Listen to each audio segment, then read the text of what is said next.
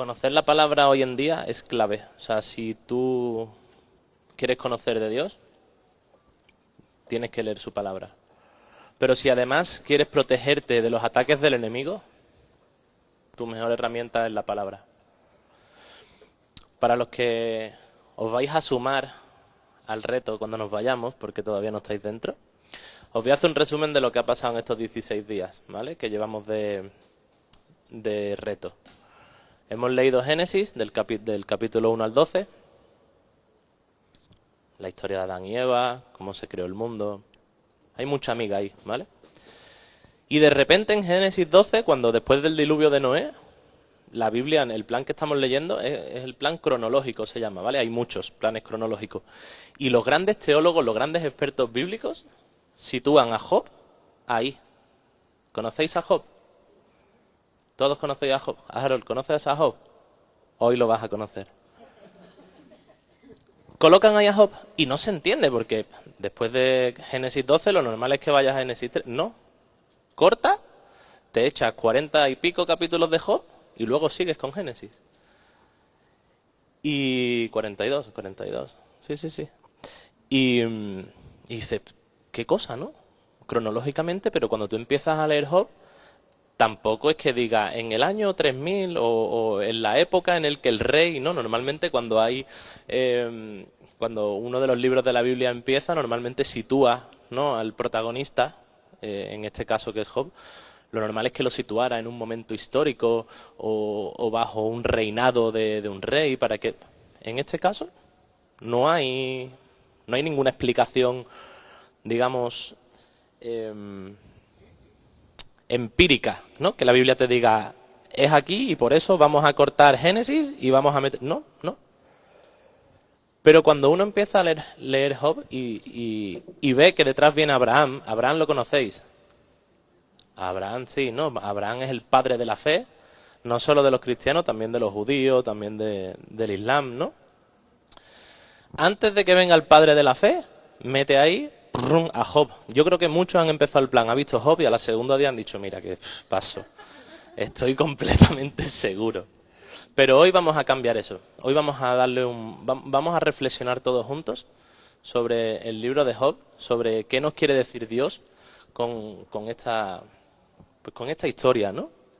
El libro comienza diciendo que había un hombre llamado Job que vivía en la tierra de Uz. Tú miras la tierra de Uz y desierto en Arabia, o sea, fuera de Israel, nada más allá de que nació Job ahí.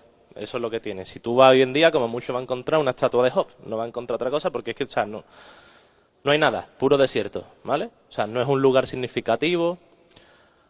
Job dice que era un hombre intachable, de absoluta integridad, que tenía temor de Dios y se mantenía apartado del mal. O sea, un tío hecho y derecho, ¿no?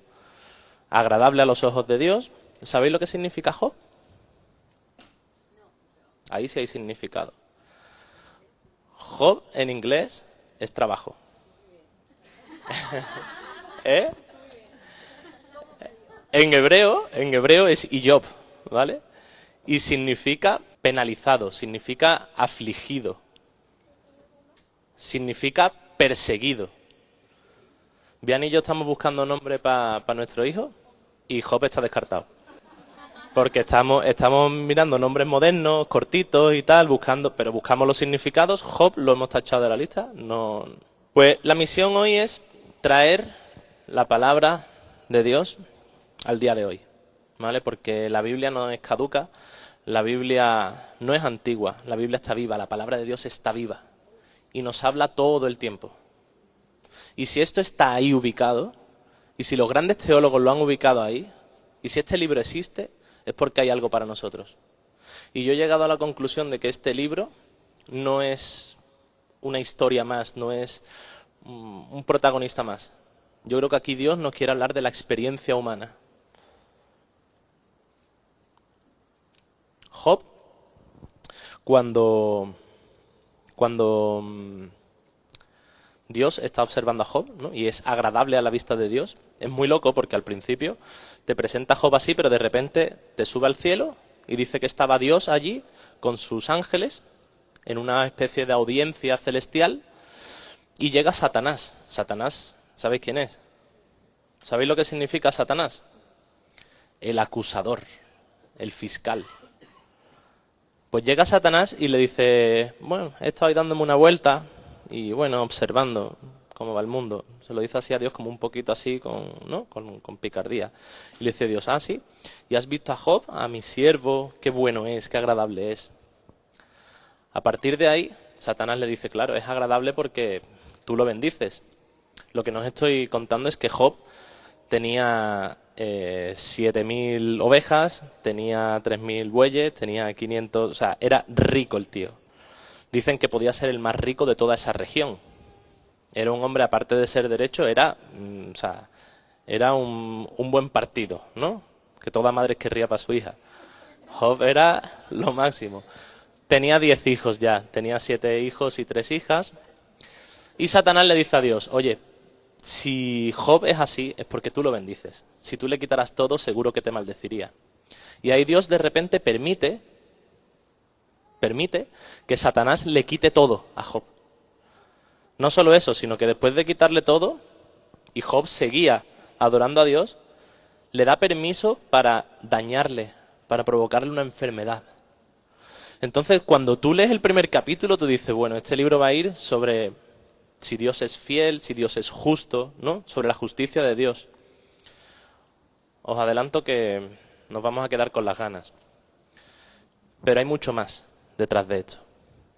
Y yo he estado haciendo una lista de todas las cosas que Job fue perdiendo a lo largo de su vida, porque de ser este hombre recto, este hombre rico, terminó siendo un desgraciado. Un desgraciado porque le pasan desgracias, ¿vale? No es un insulto, es objetivamente desgraciado, ¿vale? Y yo he enumerado 10 pérdidas de las que tuvo. Hay algunas que son muy obvias y hay otras a lo mejor que hay que pensar un poco, ¿vale? La primera, sí, las pérdidas de Job, ¿vale? Y la vamos a traer a día de hoy. La primera, la falta de provisión o de recursos. De repente, de ser el más rico a no tener nada. Todas las propiedades fueron destruidas, todos los animales que él tenía fueron destruidos, todos los cultivos, todo. De ser el más rico, de repente, a quedarse sin nada. Y yo os lanzo una pregunta también. A lo mejor nunca has sido el más rico, mejor ahora. A lo mejor no has sido el más rico de la región, pero ¿te has sentido alguna vez que te faltan recursos?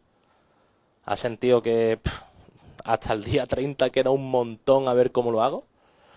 ¿Has sentido que la provisión no está ahí como la tenía Job en su momento, sino que a lo mejor esto de sentir la pérdida, la falta de provisión, la falta de recursos, a lo mejor no es algo histórico, a lo mejor es algo que hoy en día también sufrimos.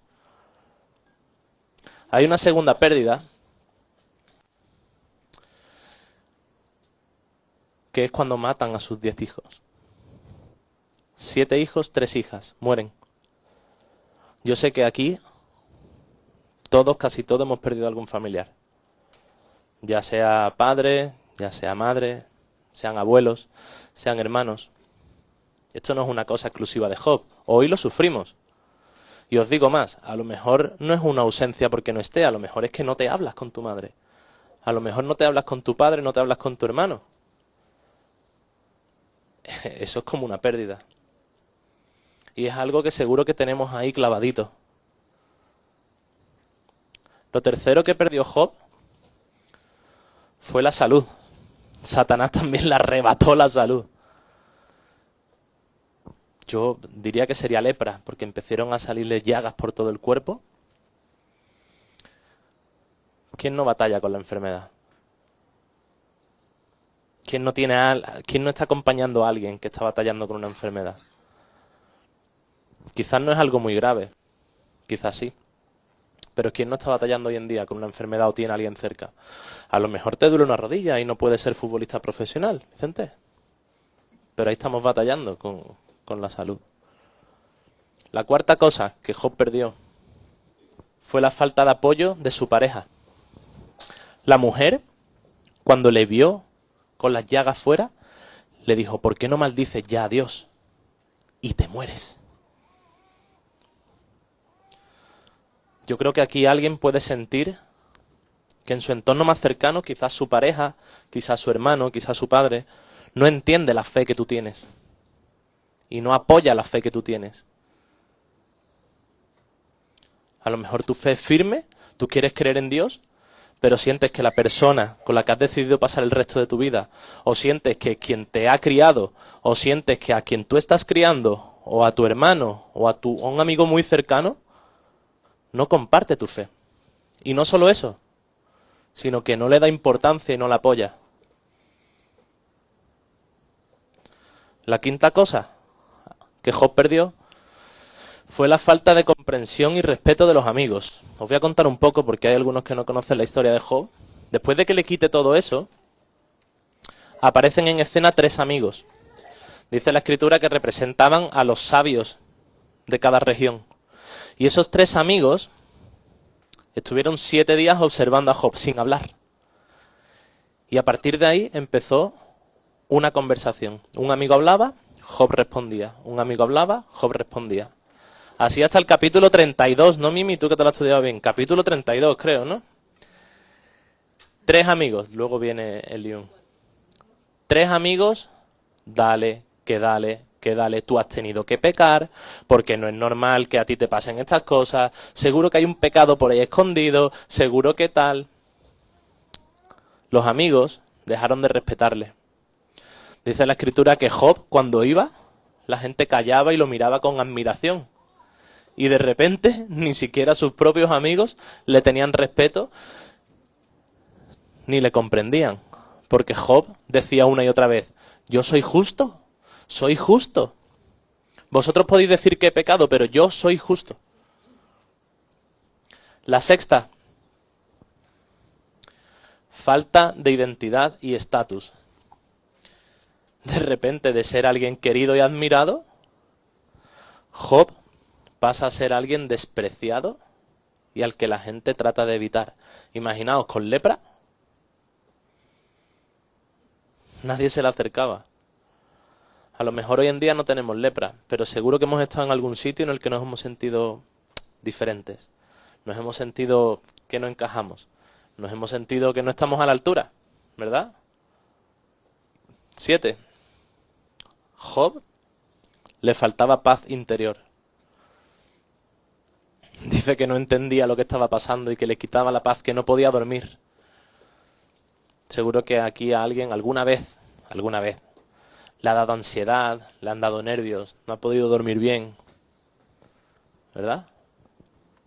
La 8 es la falta de justicia. Claro, él pensaba que era alguien recto y que de hecho la escritura dice que lo era. Y ve que le pasa todo eso a él, pierde todo sentido de justicia, ¿no?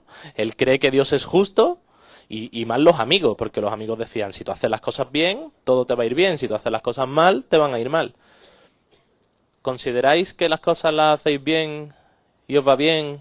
¿Conocéis a alguien que haga las cosas mal y le va bien? ¿Hemos perdido un poco el sentido de justicia aquí? Sí, ¿no?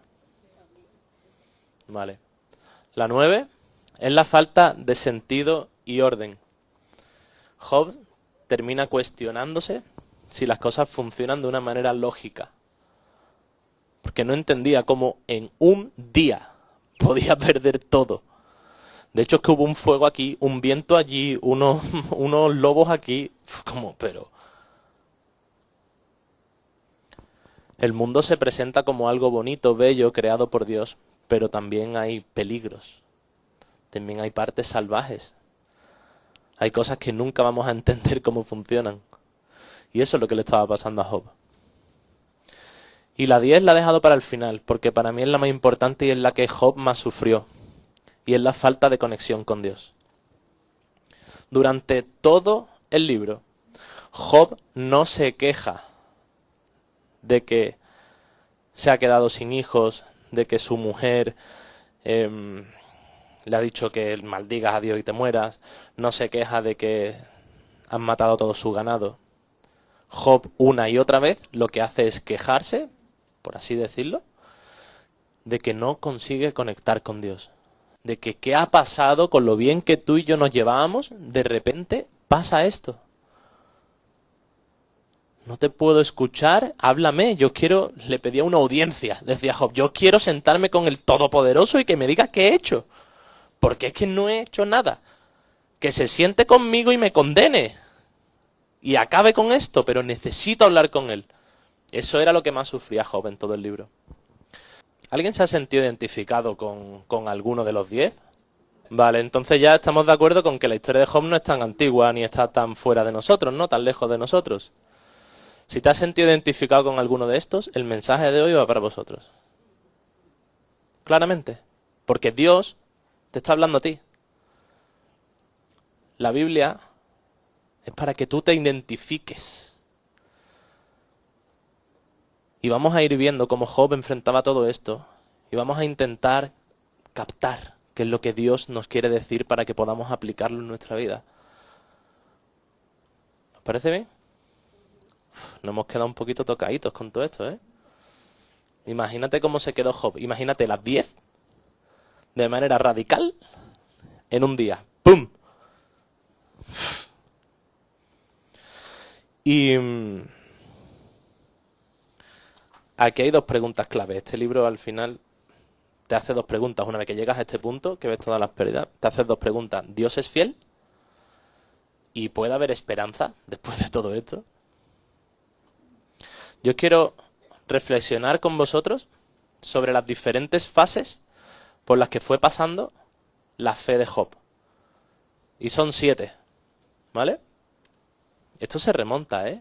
Job puede parecer un libro de tragedia, puede parecer incluso macabro, ¿no? Con todo esto que hemos dicho. Pero hay una gran esperanza detrás de este libro. Detrás de esta historia hay una esperanza. Hay una revelación brutal que vamos a descubrir. Las 7 fases, ¿sabéis cuál es la primera fase? Es una fase de confianza. ¿Por qué? Porque Job venía con una fe relacional con Dios, tenía una buena relación con Dios, pero esa fe no había sido cuestionada nunca. Esa fe había sido cómoda, como el mismo Satanás le decía a Dios, ¿no? Había sido una fe de, oye, a Job le va bien y él lo que hace es mantenerse bien. Entonces voy a ofrecer sacrificio por mis hijos, por si acaso alguno mete la pata, voy a estar orando, voy a ser recto, voy a ser bueno. Pero claro, todos en algún momento vamos a tener una prueba. Lo hemos visto, de las 10, no hay ninguno que me haya dicho yo ninguna de las 10. O sea que todos vamos a tener que pasar por alguna de estas pruebas, por alguna de estas fases de fe. La primera, la de confianza. Y la fe no cambia porque Job falle. La fe cambia porque la situación de Job cambia. Job no había hecho nada. Pero su situación, su entorno cambió. Y eso hizo que su fe empezara a mutar. ¿Os ha pasado alguna vez que algo a vuestro alrededor ha cambiado sin que tú hayas intervenido?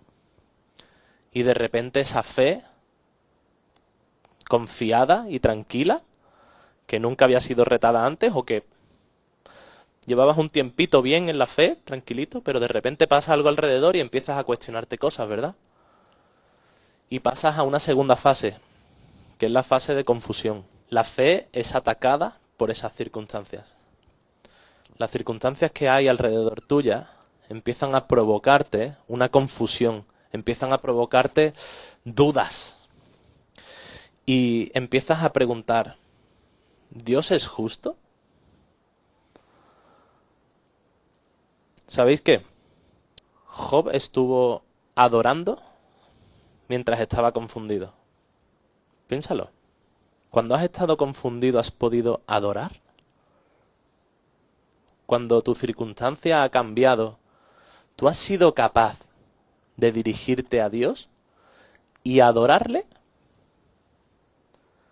Cuando la circunstancia llega a unos puntos tan heavies, tan graves, y encima tiene a 3 amigos comiéndote la cabeza, como tenía Job diciéndole tú has pecado, tú has pecado, tú has pecado, la fe termina transformándose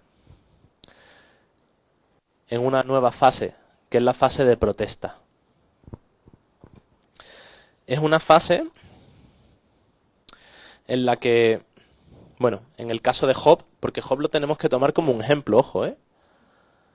Job tenemos que tomarlo como ejemplo. Job tuvo una fe honesta que se atreve a decir lo que duele. Pero ¿sabéis qué pasa? Que Job le decía lo que le dolía a Dios. Y Job se arrodillaba y le decía, Señor, ¿por qué pasa esto? No estoy de acuerdo con esto. No lo entiendo. No me lo explico. Pero se lo decía a Dios. Se quejaba, protestaba. Decía, esto no tiene sentido. ¿Se lo has dicho a Dios? ¿Has llegado a estar en una situación, en una fase en la que no es justo? Y Dios, te lo voy a decir, no es justo. ¿Se lo has dicho? ¿Has podido arrodillarte y decir, Dios, yo creo que esto no es justo? Creo que esto no me lo merezco. Hay que ser honestos. Y atrevernos a hablar con Dios, a desnudarnos delante de Dios y a decirle las cosas como las estamos sintiendo. Porque la batalla emocional la vamos a tener siempre. La cosa es, ¿cómo tú gestionas esa batalla emocional? Tú vas al de al lado y empiezas a quejarte y a decirle, es que Dios no es justo. O tú vas y le dices, Señor, yo creo que tú no estás siendo justo. Permíteme sentarme al lado tuya y vamos a hablar tú y yo y explícame. Por lo menos estaba pidiendo explicaciones. Y aquí, en esta fase, aparecen los tres amigos y quiero hablar también de la fe que tenían los tres amigos, porque para mí era una fe religiosa. Era una fe en la que ellos conocían la doctrina, conocían la teoría, hablaban de Dios, pero en ningún momento ninguno de los tres amigos le habló a Dios. Todo el rato le hablaban a Job, le soltaban teología barata. Barata, a ver. Pero en ningún momento hablaban con Dios. En ningún momento hablaban desde la experiencia. En todo momento hablaban de cosas aprendidas, de cosas asumidas. Y después de los tres amigos viene un cuarto, un joven, que se pega 5 capítulos hablando. Popopom, popopom, popopom. Este tío traía más que los otros tres, ¿vale? Pero para mí era una fe intelectual inmadura. Hablo de intelectual porque Eliú, vamos a ver luego, que te trae un par de perlas bastante buenas. Lo que pasa es que no se la está aplicando a su vida. Es como estoy pudiendo detectar algo en el otro, estoy soltando. Incluso, fíjate, los tres amigos acusaban a Job y se anclaban en que toda causa tiene un efecto y en que si tú lo haces bien te va bien, si lo haces mal te va mal. Pero Eliú viene y empieza a hacer otras hipótesis. Este joven empieza a hacer otras hipótesis y empieza como que amplía un poco más las posibilidades, ¿no? Eliú llega un momento en el que dice algo, en el capítulo 32, ya terminando.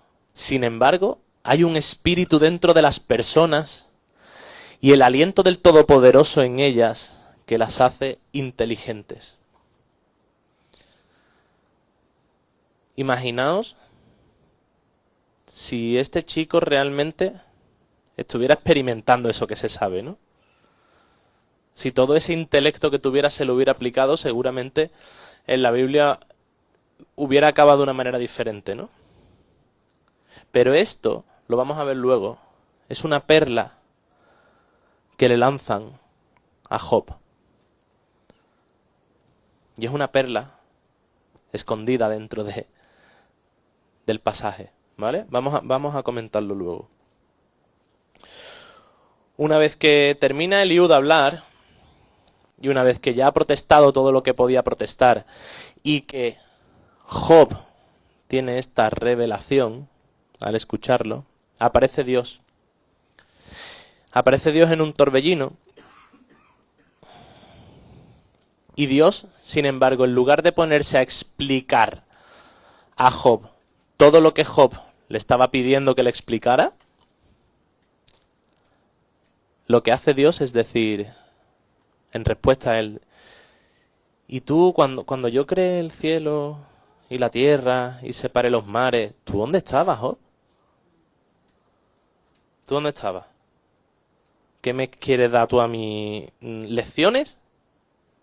Y Job en ese momento cae en silencio. Y esa es la cuarta fase, la fase de silencio.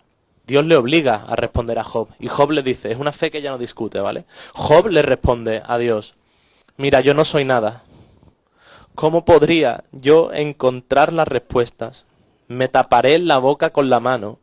Ya hablé demasiado, no tengo más que decir. Hay momentos donde la fe nos enseña a callar. Si tú no te callas, aunque Dios te hable, no lo vas a escuchar. Después de haber estado confiado, pasar por la confusión y estar 30 capítulos protestando, después de protestar y protestar, con honestidad, como hemos visto, toca callar. Porque solo en el silencio vamos a poder escuchar la voz de Dios. Y una vez que escuchamos la voz de Dios, es cuando podemos pasar a una siguiente fase, a la fase 5. La fase 5 habla de revelación. Es ya la fe que puede ver. Y hay una parte clave en la que Job nos dice en el capítulo 42, hasta ahora solo había oído de ti, pero ahora te he visto con mis propios ojos. Nosotros podemos tener mucha información sobre Dios. Podemos estudiar muchísimo sobre Dios. Podemos escuchar 1000 prédicas. Pero necesitamos tener un encuentro con Él. No vale la teoría. Está muy bien, pero no es suficiente. No puedes salir de la confusión. No puedes salir de la protesta.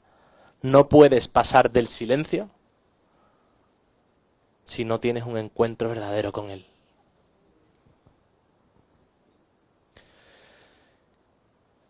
Y después de la revelación, de la fase 5 a la fase 6 es un paso obligatorio. Porque una vez que tú escuchas a Dios, una vez que tú ves a Dios, una vez que tienes un encuentro real con Él, lo único que te queda es obedecerle. No puedes hacer otra cosa. Cuando tú tienes un encuentro con el mismísimo Dios y Él te habla y te da una orden, solo puedes obedecer. Y esa es la siguiente fase, la fase de rendición. Cuando ya te rindes ante Dios. Y es una fe obediente que hace lo que Dios le pide. Mira, os voy a contar la fase 7 y luego vamos a reflexionar sobre esto. La última fase ya es la transformación y la madurez. Ya es una fe más profunda, más humilde. Es una fe restaurada. Es una fe real. Ese es el último paso de Job. Ese es el último paso, el último ciclo de transformación. La restauración llega. Va a llegar. A Job le llega la restauración. En el último capítulo, en los últimos versículos, Dios le dice a Job, mira, dile a tus amigos, a tus 3 amigos, esos que han hablado mal de mí, diles que traigan ofrendas. Y ora tú por las ofrendas. El Señor luego aceptó las ofrendas, aceptó la oración de Job, y entonces bendijo a Job. Le dio el doble de lo que tenía antes. Le dio otros 10 hijos y le dio 140 años más por delante para que viviera plácidamente y muriera de viejo.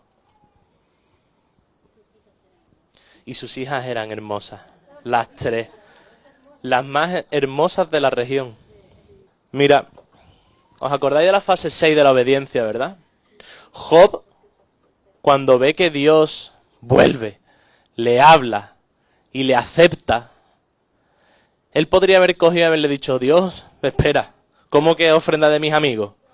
A mis amigos que le den, me lleva dando el coñazo. Tú dame una mujer que no quiera que te maldiga, dame otros 10 hijos, dame bueyes, dame ovejas. No le pidió nada. Pero es que no le pidió nada desde el principio. Nunca le reclamó nada. Job nunca le reclamó a Dios lo que le había quitado. Lo único que le reclamó fue la comunión con él. Y Job obedeció a Dios primero, en contra de todo. ¿Cuántos de aquí? Tú imagínate que tú tienes a 3 tíos comiéndote la cabeza, bueno, 4 con el lío, comiéndote el tarro, diciéndote que tú eres un pecador de la pradera. Y ahora coge Dios, se presenta, te dice que bueno eres, que lo has hecho muy bien. ¿Y tú qué haces? ¿Vas a ofrecer ofrenda por los 3 amigos? ¿O tú vas a decir, bueno, quítame las llagas, tío? Que me pica, quítame las llagas, sáname. ¡Sáname! Él estaba en la mierda. Estaba en la más... en las cenizas. Revolcándose en las cenizas. Y después de esa obediencia, es que vino la restauración, es que vino la bendición. Ahora que hemos recorrido todas las fases, vamos a cerrar el libro de Job. Y ahora vamos a mirar para adentro. Ya hemos visto que tenemos pérdidas, que tenemos carencias, vale. Pero ¿en qué fase estoy? ¿En qué fase estoy yo ahora mismo? ¿Estoy en protesta? Vale, perfecto. El que esté en protesta, perfecto. Pero que tu fe sea honesta. Y protéstale a Dios. Busca la comunión con Él. ¿Estás en fase de silencio? Perfecto. Shh, mantente ahí. Shh. Pero no abras los oídos al mundo, ¿eh? Abre tus oídos a Dios. ¿Estás en la fase de obediencia ahora mismo? ¡Qué bueno! Obedece. No te hagas tonto. El otro día me decía Vianney que había un cantante colombiano que decía, yo me voy a convertir, pero todavía voy a hacer un par de pecaditos más y luego ya me convierto. No era. Sí. No le dio tiempo a convertirse, no le dio tiempo a aceptar al Señor. Se quedó con sus 2 pecaditos y ahí se quedó. Que Dios lo recoja, no, yo no sé ni quién es, pero un par de pecaditos más. Tú ya has escuchado a Dios que te está diciendo, deja eso, haz lo otro, muévete, ven los viernes, ponte a hacer plan de la Biblia en un año. Obedécele. Si lo estás escuchando, obedécele.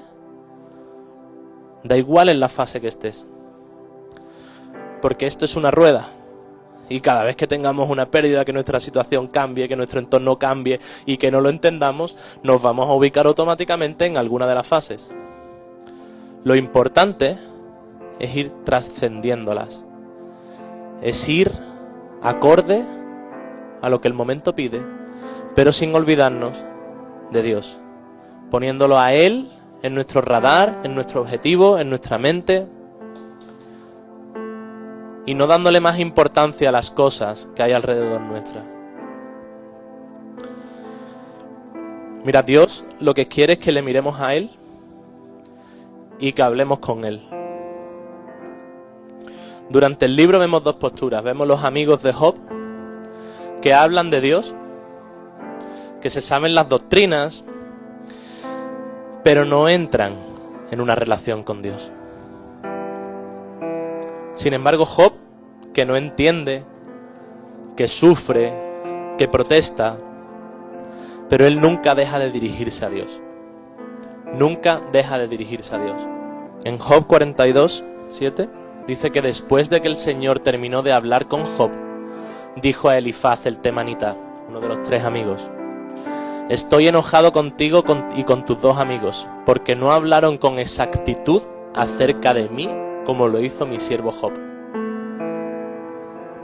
Qué vergüenza que te pegues toda la vida hablando de Dios y que el día que te hable te diga, no has hablado bien de mí, estoy enojado contigo.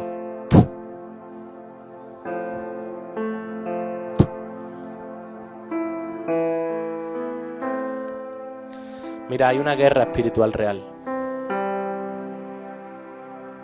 Que en la Biblia nos hable de que hay una audiencia, porque hay una guerra espiritual. Y hay una guerra espiritual por cada una de las vidas de los que estamos aquí. Hay una guerra por tu vida. Pero os voy a decir una cosa. Satanás y Dios no están en la misma liga. Dios creó a Satanás. Satanás es un ángel que tiene que servir a Dios. Pero ¿sabéis qué pasa? Y ahí nos vamos a reír ahora de él. Dios creó a los ángeles para que sirvieran a las personas, que estamos hechas a semejanza de él. Los ángeles están para servirnos. ¿Y sabéis qué pasa? Que eso no le gustó a Satanás. No le gustó y se rebeló en contra de Dios. Y lo que quiere Satanás ahora es ponerte a ti en contra de Dios. Lo que quiere es que tú mires a Dios como un enemigo. Y empieza a hacerte dañito por una cosa, y empieza a calentarte la cabeza con otra, y empieza a quitarte de aquí, y empieza a quitarte de allá. Para que tú pienses que Dios es injusto. Para que tú veas a Dios como un enemigo. Y todo aquel que no hable con Dios se ha confundido. La buena noticia es que Dios es más grande. Dios es más grande. ¿Para qué vamos a estar mirando a pequeñeces? Vamos a mirar al grande. Mateo 6:33 dice más: buscad primero a Dios y al reino de Dios y su justicia, y todo lo demás será añadido. A Job le fue añadido luego el doble. Y 140 años. Yo creo que por eso lo ubicaron así al principio, porque en aquella época sí vivían 140. Bueno, la bendición no es el objetivo. La bendición es la consecuencia. La bendición llega como consecuencia. Poned vuestra mirada en Dios, hablar con Dios. Y no viváis una vida prestada, una vida de oídas. Dios quiere una fe vivida. Una de las frases más poderosas está en Job 42, en el versículo 5.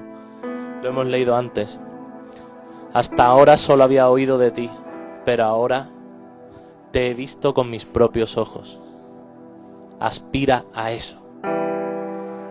Está muy bien lo que otros nos cuenten. Está muy bien las experiencias de los demás. Pero ten tú tu propia experiencia. Busca tu propia experiencia con Dios.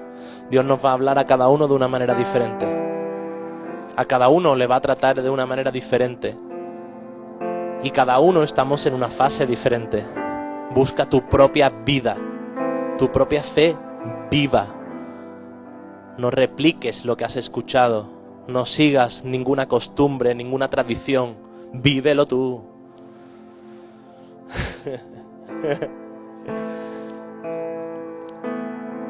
La fe madura no se conforma con información, busca revelación.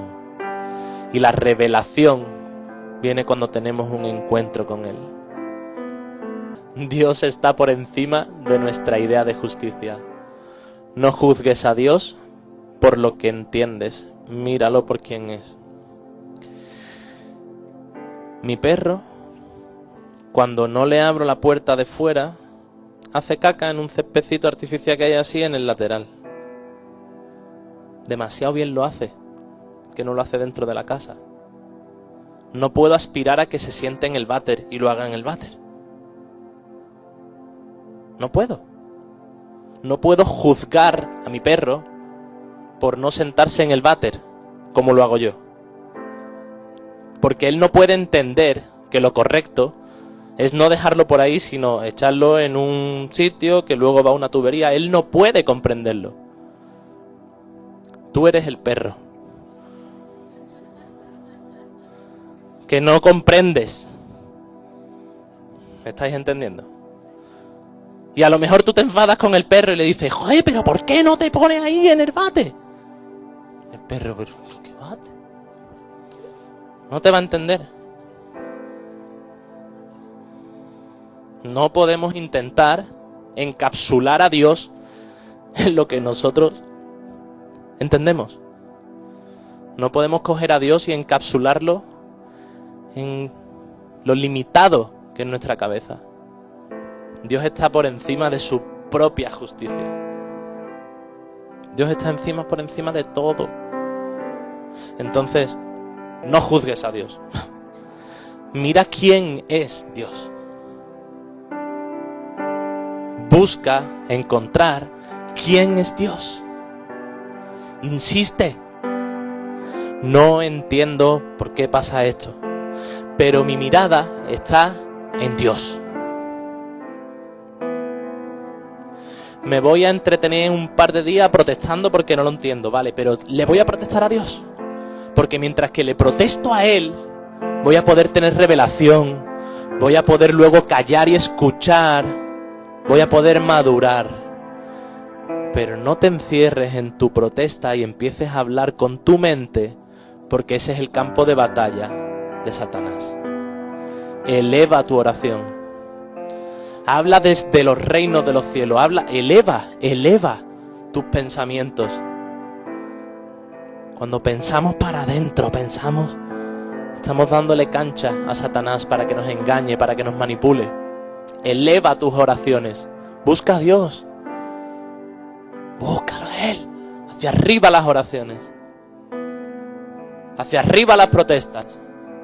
De manera honesta.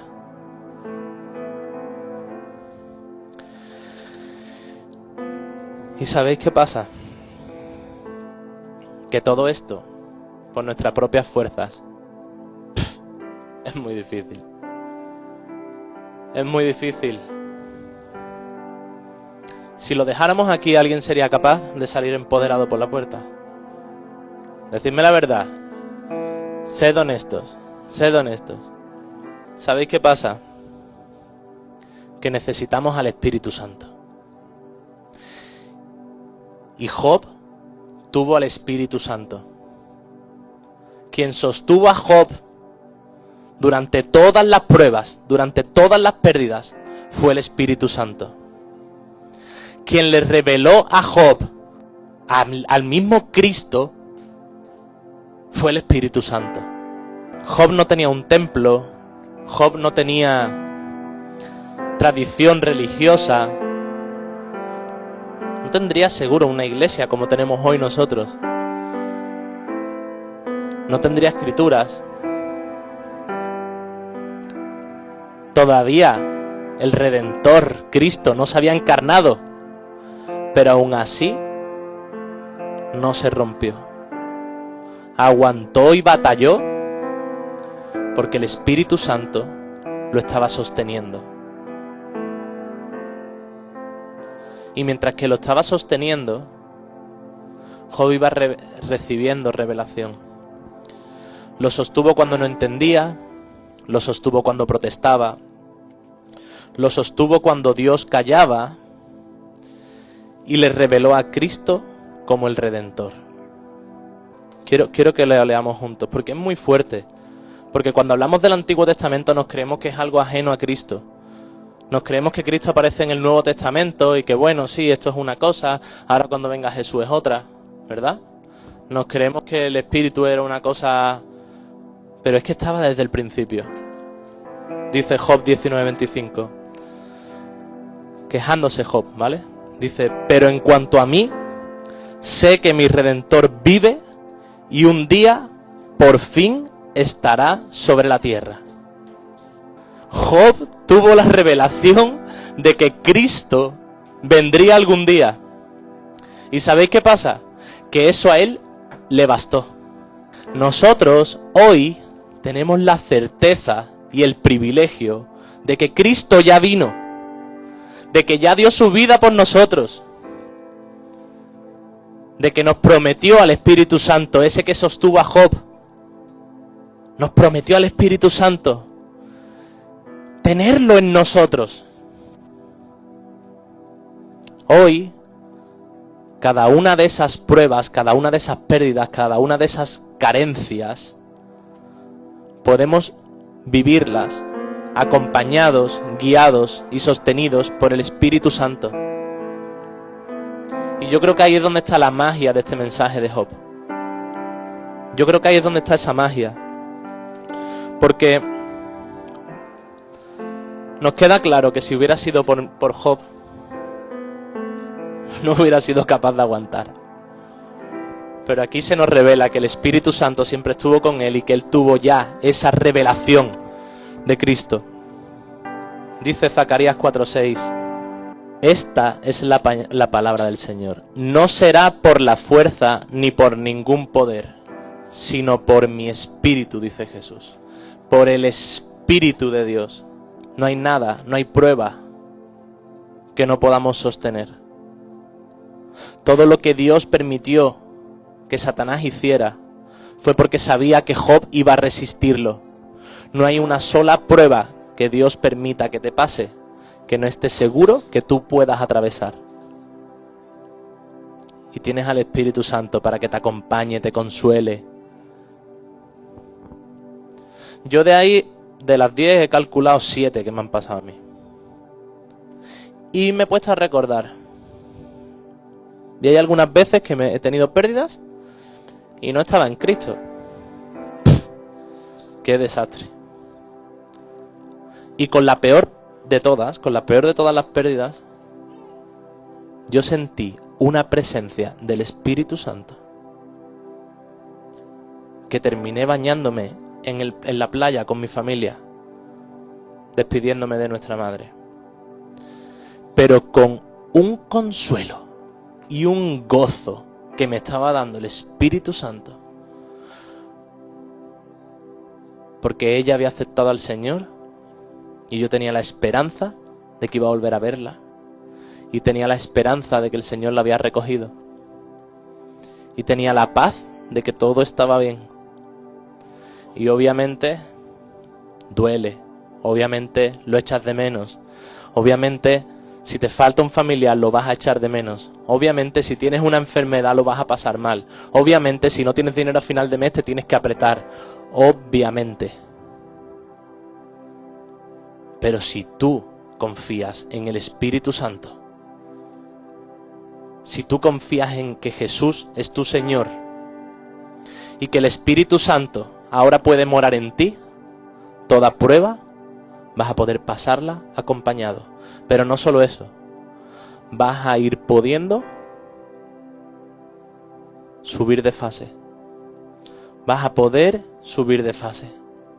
Y vas a poder llegar a una madurez y a una restauración que va más allá de las bendiciones que Dios te puede dar. Estamos hablando de que podemos sanar nuestro alma, de que podemos sanar nuestro espíritu. Que quizás hay cosas que tenemos ahí desde que éramos niños y el Espíritu Santo no va a dejar ninguna herida sin sanar. Pero nosotros tenemos que estar dispuestos. Nosotros tenemos que estar dispuestos a entregarle todo. Tenemos que estar dispuestos a transitar por cada una de esas fases. Y seguro que no es fácil. Una pérdida es una pérdida, una carencia es una carencia. Pero si no es gracias al Señor, por nosotros mismos no vamos a poder ser. ¿Quién quiere vivir con el Espíritu Santo?